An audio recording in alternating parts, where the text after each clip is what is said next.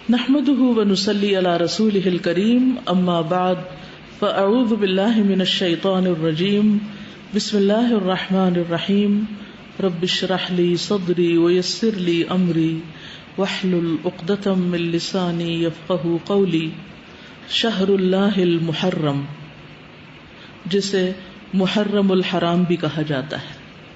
محرم کا لفظی معنی ہے حرام کیا گیا، یعنی جس مہینے کی حرمت ہے، جس میں بہت سے ایسے کام حرام کیے گئے ہیں جن کو ایک مسلمان نہیں کرتا یا ان کا کرنا اس کے لیے حرام میں آتا ہے۔ محرم کے مہینے کو شہر اللہ کہا جاتا ہے، اللہ کا مہینہ، اور اللہ کی طرف اس مہینے کی اضافت تعظیمی ہے، یعنی اس مہینے کی تعظیم کی وجہ سے اس کو اللہ کا مہینہ کہا جاتا ہے۔ اس سے اس مہینے کی امپورٹنس کا پتہ چلتا ہے۔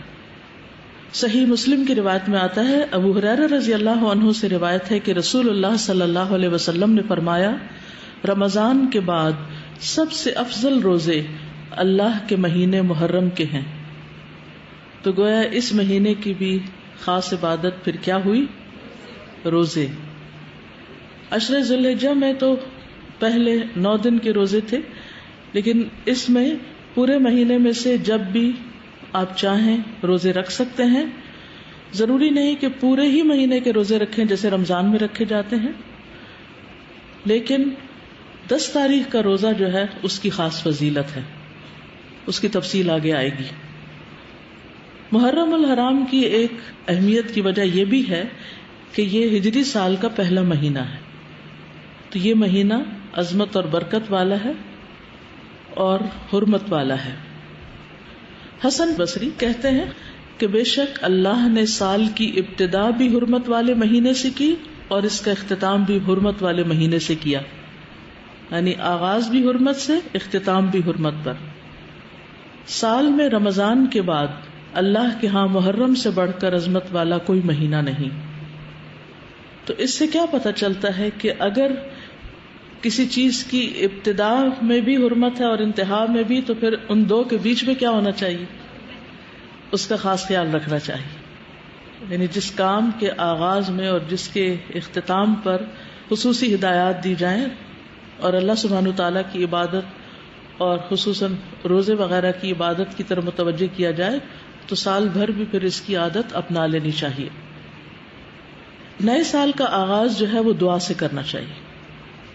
عبداللہ بن ہشام سے روایت ہے، وہ کہتے ہیں کہ جب مہینہ یا سال آتا تو رسول اللہ صلی اللہ علیہ وسلم کے صحابہ یہ دعا اس طرح سیکھتے جیسا کہ وہ قرآن سیکھتے، اللہم ادخلہ علینا بالامن والایمان والسلامت والاسلام وجوار من الشیطان ورضوان من الرحمن۔ ایک دفعہ کہہ لیجئے، اللہم ادخلہ علینا بالامن والایمان والسلامت والاسلام وجوار من الشیطان ورضوان من الرحمن۔ اس کا معنی ہے، اے اللہ اس مہینے کو یا اس سال کو ہمارے اوپر امن اور ایمان، سلامتی اور اسلام کے ساتھ، شیاطین سے بچاؤ یا شیطان سے بچاؤ اور رحمان کی رضامندی کے ساتھ داخل فرما۔ محرم کا مہینہ چونکہ حرمت والا مہینہ ہے تو اس مہینے میں خاص طور پر آپس میں ایک دوسرے پر ظلم کی ممانعت ہے۔ قرآن مجید میں آتا ہے، ان عدۃ الشہور عند اللہ 12 شہرا فی کتاب اللہ یوم خلق السماوات والارض منها 4 حرم ذلك الدین القیم فلا تظلموا فیہن انفسکم۔ بے شک مہینوں کی گنتی اللہ کے نزدیک اللہ کی کتاب میں 12 مہینے ہیں، جس دن سے اس نے آسمانوں اور زمین کو پیدا کیا، ان میں سے 4 حرمت والے ہیں، یہی سیدھا دین ہے، سو ان میں اپنی جانوں پر ظلم نہ کرو۔ تو میسج کیا ہے؟ فلا تظلموا فیہن انفسکم، اپنے آپ پر یعنی ایک دوسرے پر ظلم نہ کرو۔ تو کیا نہیں کرنا اس مہینے میں؟ ظلم نہیں کرنا. ظلم کی کون سی شکلیں ہوتی ہیں؟ ظلم ہوتا ہے کسی کو اس کے حق سے محروم کرنا، کسی کا حق چھیننا، کسی کا حق مارنا. اس کا یہ مطلب نہیں کہ باقی مہینوں میں ظلم کر سکتے ہیں. اس کا مطلب یہ ہے کہ دوسرے مہینوں کی بنسبت ان حرمت والے مہینوں میں ظلم بہت بڑا گناہ اور بوجھ ہے. اگرچہ ظلم ہر حال میں بہت بڑا گناہ ہے، مگر اللہ جس کام کے گناہ کو چاہے بڑھا دے، جیسا کہ اللہ جس کام کے اجر کو چاہے بڑھا دے. یعنی وہی نماز ہوتی ہے، وہی صدقہ خیرات ہوتا ہے، لیکن عشرہ ذی الحجہ میں کیا ہوتا ہے؟ اس کا اجر کئی گنا بڑھ جاتا ہے. اسی طرح حرمت والے مہینوں میں ظلم کا گناہ جو ہے وہ زیادہ ہو جاتا ہے. اور یہ 4 مہینے خاص طور پر 1/3 آف دا ایئر خاص طور پر اس لیے اس کام کے لیے رکھا گیا اور اس کی شدت کا احساس دلایا گیا تاکہ لوگ اس کی پریکٹس کریں، کانشیس ہوں، اور خصوصی طور پر اس میں اپنے آپ کو ایسے گناہوں سے بچائیں تاکہ باقی سال بھی اس پر عمل کر سکیں. حدیث میں آتا ہے کہ ظلم حرام ہے. صحیح مسلم کی روایت ہے، نبی صلی اللہ علیہ وسلم نے فرمایا کہ اللہ عز و جل نے فرمایا، اے میرے بندو، میں نے اپنے اوپر ظلم کو حرام قرار دیا ہے اور میں نے تمہارے درمیان بھی ظلم کو حرام قرار دیا ہے، تو تم ایک دوسرے پر ظلم نہ کرو. جان، مال اور عزت کی حرمت کا پاس رکھنا ضروری ہے. ابو ہریرہ سے روایت ہے کہ رسول اللہ صلی اللہ علیہ وسلم نے فرمایا، ایک مسلمان کی ہر چیز دوسرے مسلمان پر حرام ہے، اس کا خون، اس کا مال، اس کی عزت و آبرو. تو اس سے کیا پتہ چلتا ہے کہ ہمیں دوسروں کا احترام کرنا ہے، ان کے مال کو ان کی مرضی کے بغیر استعمال نہیں کرنا.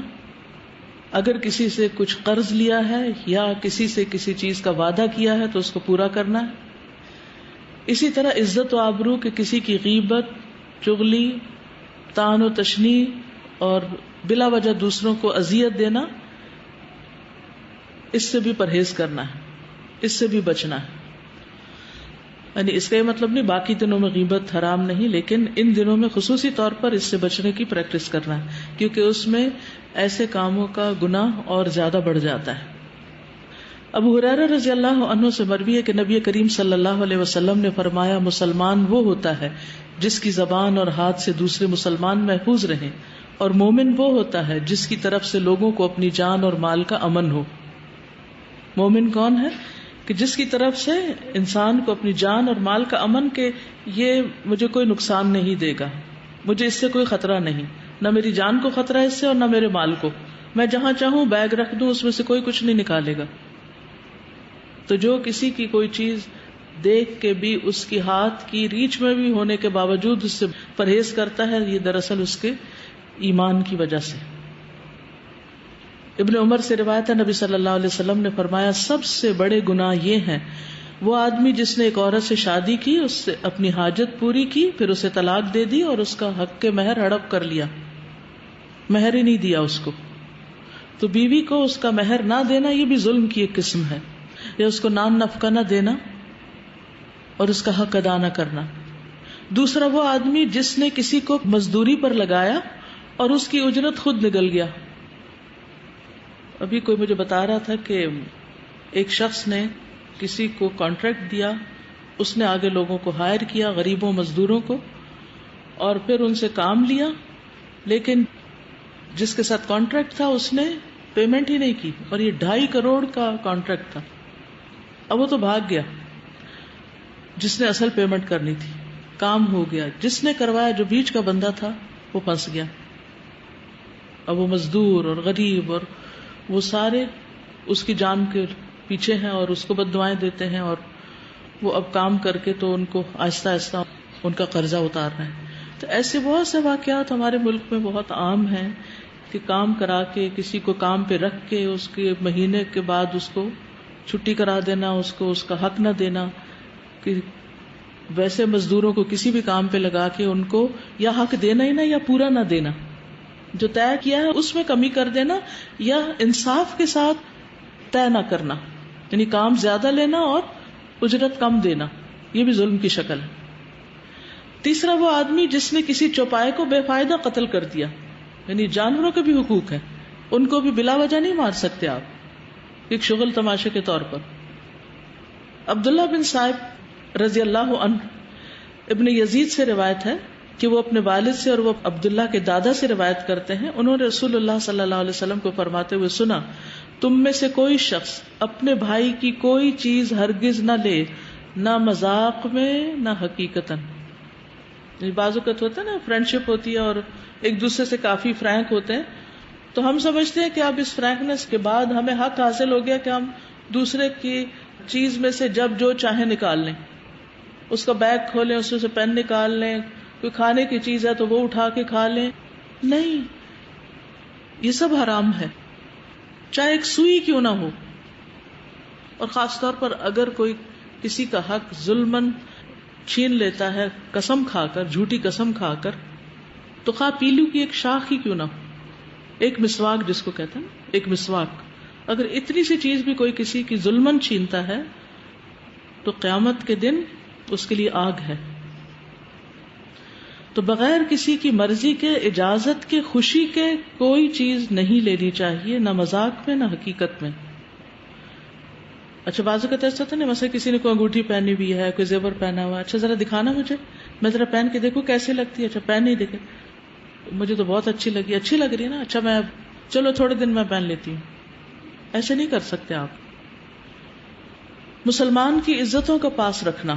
انس بن مالک کہتے کہ رسول اللہ صلی اللہ علیہ وسلم نے فرمایا، جب مجھے میرے رب عز و جل نے معراج عطا کی تو اس رات میں ایک قوم پر میں گزرا، ان کے ناخن تانبے کے تھے، وہ ناخنوں سے اپنے چہرے اور سینے کھرچ رہے تھے. میں نے کہا یہ کون لوگ ہیں اے جبریل؟ انہوں نے فرمایا یہ وہ لوگ ہیں جو لوگوں کا گوشت کھاتے ہیں، ان کی عزت و آبرو کے درپے رہتے ہیں. یعنی چاہے سامنے کسی کی بے عزتی کرنا بلا وجہ خواہ میں یا کسی کی پیٹھ پیچھے، تو کسی کی بھی عزت کے ساتھ کھیلنا جو ہے اپنے آپ کو نقصان دینا ہے. عبد الرحمن بن غنم سے مرفوعاً مروی ہے کہ اللہ کے بہترین بندے وہ ہوتے ہیں جنہیں دیکھ کر اللہ یاد آ جائے، اور اللہ کے بدترین بندے وہ ہوتے ہیں جو چغل خوری کرتے ہیں، دوستوں کے درمیان جدائی ڈالتے ہیں، باغی، بیزار اور متعنت ہوتے ہیں، سرکش ہوتے ہیں. اسی طرح ابو ہریرہ کہتے ہیں کہ نبی صلی اللہ علیہ وسلم نے فرمایا، بنی آدم کے اعمال ہر جمعرات کو پیش کیے جاتے ہیں، لیکن کسی قطع رحمی کرنے والے کے اعمال قبول نہیں کیے جاتے، یعنی رشتوں کو کاٹنے والے، رشتوں کے ساتھ ظلم اور زیادتی کرنے والے کے اعمال نہیں. تو ہمیں ان مہینوں میں خاص طور پر حقوق العباد کا خیال رکھنا ہے. یہ حقوق العباد کی ادائیگی کے مہینے ہیں. دوسرا کرنے کا کام اس مہینے میں روزے رکھنے. ابو ہریرہ کہتے ہیں کہ رسول اللہ صلی اللہ علیہ وسلم نے فرمایا، رمضان کے بعد سب سے افضل روزے اللہ کے مہینے محرم کے ہیں. یعنی مہینے کے اعتبار سے محرم کے روزے افضل ہیں رمضان کے بعد. ویسے تو ذوالحج کے پہلے عشرے میں تو سارے اعمال افضل ہیں، لیکن وہ صرف پہلے 10 دن کی بات ہے، اور یہاں کیا ہے، پورے مہینے کی بات ہو رہی ہے. لیکن یہ بات ثابت ہے کہ نبی صلی اللہ علیہ وسلم نے اس پورے مہینے کے روزے نہیں رکھے، یعنی کمپلیٹ نہیں کیا محرم کو. اس سے اس مہینے کے روزوں کی ترغیب تو ملتی ہے، لیکن پورے مہینے کے روزوں کی پابندی نہیں. خصوصاً عاشورہ کا روزہ، 10ویں تاریخ کا روزہ. جب آپ سے اس دن کے روزے کے بارے میں پوچھا گیا تو آپ نے فرمایا، یہ روزہ گزرے ہوئے 1 سال کے گناہوں کا کفارہ بن جاتا ہے. یعنی پچھلے محرم سے لے کے اب تک کے جو گناہ ہوں گے وہ انشاءاللہ معاف ہوں گے. صغیرہ گناہوں کی طرف اشارہ ہے. 10 تاریخ جو ہے اس مہینے کی، وہ خاص طور پر بہت اہم ہے روزے کے اجر و ثواب کے اعتبار سے. لیکن ہمارے ہاں عموماً عاشورے کا دن حضرت حسین رضی اللہ عنہ کی یاد میں منایا جاتا ہے. وہ ایک تاریخی واقعہ ہے جو بعد میں پیش آیا ہے. تو نبی صلی اللہ علیہ وسلم کے دور سے ہی اس دن کی بڑی اہمیت ہے. یہود اس دن کے بارے میں کہتے تھے، ھذا یوم صالح، یہ ایک اچھا دن ہے. بخاری میں آتا ہے ھذا یوم عظیم، یہ بڑی عظمت والا دن ہے.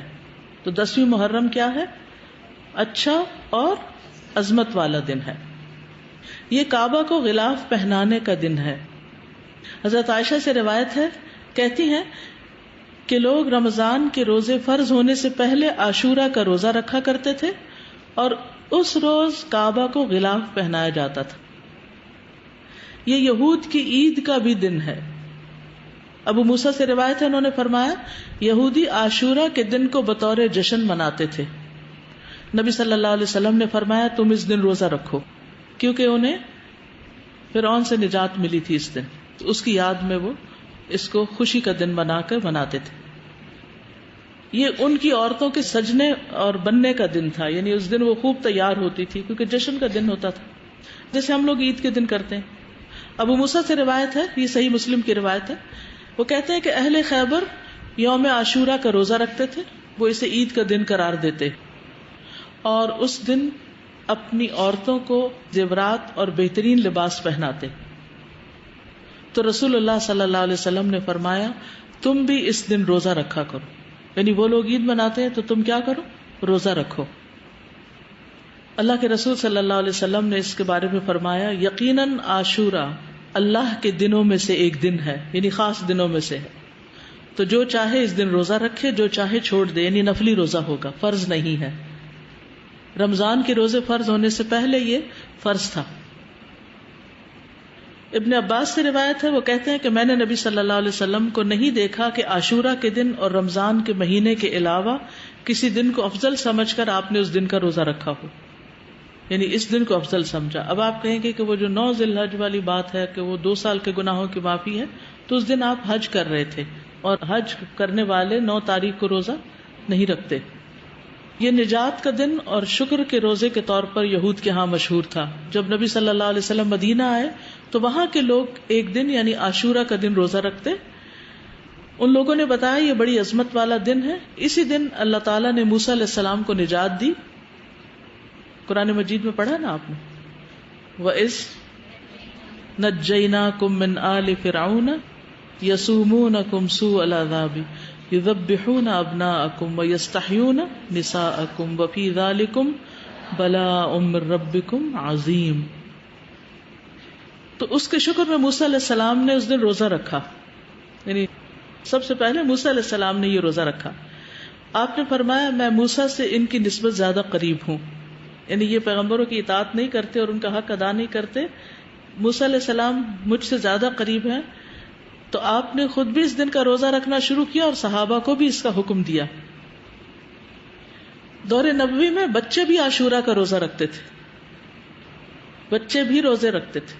ربیہ بنت معوذ سے روایت ہے کہ نبی صلی اللہ علیہ وسلم نے عاشورہ کی صبح انصار کے گاؤں میں کہلا بھیجا جس نے صبح اس حال میں کی ہو کہ روزے سے نہ ہو تو وہ اپنا باقی دن پورا کر لے. یعنی درمیان میں بھی روزے کی نیت کی جا سکتی ہے، نفلی روزے کی. اور جو شخص روزہ دار ہو تو وہ روزہ رکھے، یعنی جسے نیت کر لی ہے وہ پورا کرے. ربیہ کہتے ہیں کہ اس کے بعد ہم لوگ خود بھی روزہ رکھتے اور اپنے بچوں سے بھی رکھواتے. ہم انہیں اون کا ایک کھلونا دے کر بہلائے رکھتے، جب کوئی کھانے کے لیے روتا تو وہی دے دیتے، یہاں تک کہ افطار کا وقت آ جاتا. یہ تربیت ہے نا، ٹریننگ ہے. تو ضروری نہیں کہ ہر وقت جب بچہ روئے اس کو ضرور دودھ دیا جائے یا کھانے کو دیا جائے، تھوڑی دیر رونے بھی دیا جائے یا بہلا دیا جائے. اس دن کا روزہ جو ہے یہ مستحب ہے. جابر کہتے کہ رسول اللہ صلی اللہ علیہ وسلم ہمیں عاشورہ کا روزہ رکھنے کا حکم دیتے، ہمیں اس کی ترغیب دیتے اور اس موقع پر ہماری نگرانی فرماتے، یعنی رکھا ہے کہ نہیں. اس کے بعد جب رمضان کے روزے فرض کر دیے گئے تو آپ نے ہمیں نہ حکم دیا نہ منع کیا اور نہ اس موقع پر ہماری نگرانی کی، یعنی نفلی روزہ ہو گیا، مستحب ہو گیا. حضرت عائشہ سے روایت ہے کہ جاہلیت کے ایام میں عاشورہ کے دن کا روزہ رکھا جاتا تھا. جب اسلام آ گیا تو اب جو چاہے اس کا روزہ رکھ لے اور جو چاہے اسے چھوڑ دے.